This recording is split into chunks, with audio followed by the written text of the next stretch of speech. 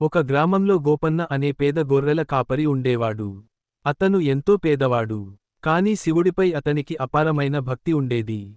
ప్రతి ఉదయం తన ఆవు నుంచి వచ్చిన కొద్దిపాటి పాలలో కొంత భాగాన్ని గ్రామం బయట ఉన్న చిన్న శివాలయంలోని శివలింగానికి అభిషేకం చేసేవాడు. మిగిలిన పాలనే అమ్మి కుటుంబాన్ని పోషించేవాడు. గ్రామస్థులు అతన్ని చూసి, "నువ్వు ఇంత పేదవాడివి. అయినా ప్రతిరోజూ పాలు శివలింగంపై పోస్తున్నావు. వాటిని అమ్మితే నీకు డబ్బు వస్తుంది కదా" అని ఎగతాళి చేసేవారు. గోపన్న మాత్రం చిరునవ్వుతో, "నాకు ఈ పాలను ఇచ్చింది కూడా శివుడే. ఆయనకు ముందు సమర్పించడం నా కర్తవ్యం" అని చెప్పేవాడు. ఒక సంవత్సరం తీవ్ర కరువు వచ్చింది. వర్షాలు పడలేదు. పంటలు ఎండిపోయాయి. గోపన్న ఆవు కూడా చాలా తక్కువ పాలు ఇవ్వసాగింది. ఒకరోజు అతని భార్య, "ఈరోజు వచ్చిన పాలను పిల్లలకు ఇవ్వండి. ఈరోజు ఒక్కరోజు శివాలయానికి వెళ్ళకండి" అంది. గోపన్న కొద్దిసేపు ఆలోచించాడు. తర్వాత పాలలో కొద్దిగా మాత్రమే తీసుకుని శివలింగానికి అభిషేకం చేశాడు. మిగిలినదంతా పిల్లలకు ఇచ్చాడు. శివాలయంలో నిలబడి ఇలా ప్రార్థించాడు, "పరమశివ, నేను ఇవ్వగలిగింది ఇదొక్కటే. దీన్ని ప్రేమతో స్వీకరించు."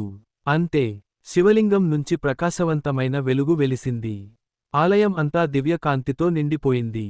ఆ రాత్రే గ్రామంలో భారీ వర్షం కురిసింది. చెరువులు నిండాయి. పంటలు పచ్చగా మారాయి. ఆ రోజు నుంచి గ్రామస్థులు గోపన్న భక్తిని అర్థం చేసుకున్నారు. శివుడికి సమర్పించేది వస్తువు. శివుడి మహిమను చూసిన గ్రామస్థులు మరుసటి రోజు అందరూ శివాలయానికి చేరుకున్నారు.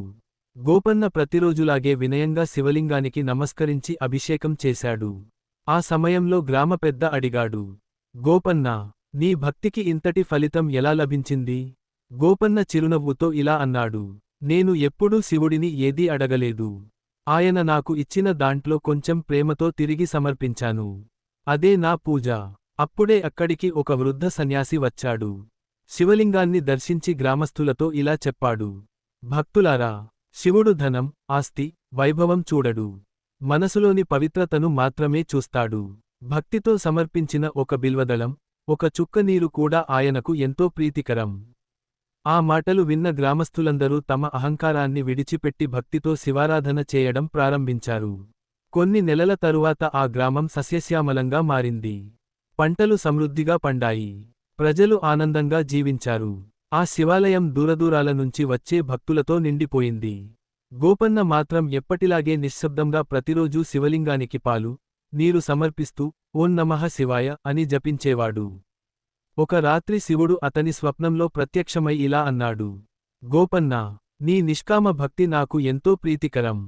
ఈ జన్మ పూర్తయిన తర్వాత నీవు నా కైలాసానికి చేరుకుంటావు."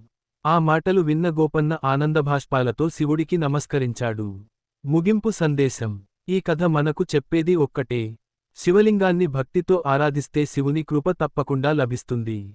పూజలో ముఖ్యమైనది సంపద కాదు, నిర్మలమైన మనసు. హర హర మహాదేవ. ఓం నమః శివాయ. చిన్న వ్యక్తి ఓం విలువ కాదు, భక్తి విలువ అని గ్రహించారు.